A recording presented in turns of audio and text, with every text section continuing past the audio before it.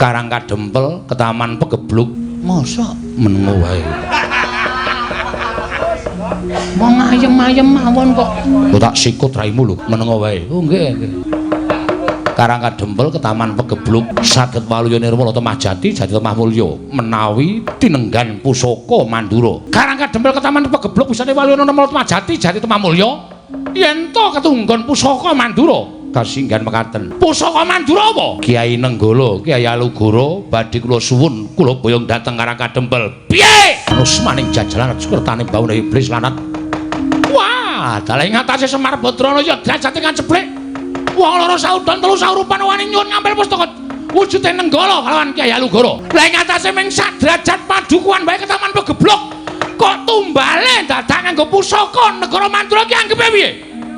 Apa rumangsamu sak penamu dhewe kowe nyuwun ngambil Nenggala karo Alugara? Diem. Mbok ora bengok-bengok to, Bol. Boldasmu kowe. Panus maning jajalan ora. Ratu dipal-palke. Niki meng kari ento apa ora? Nek ora ento Ndara Antarja ajeng ngamuk teng Mandura. Weh, atara areng ngamuk piye? Ngamuk punggung tegese piye? Tegesan. Bagong Mandura. Iku nek muni nesusro tenane, kaya nggo sound system. Weh, kaget aku ngajak.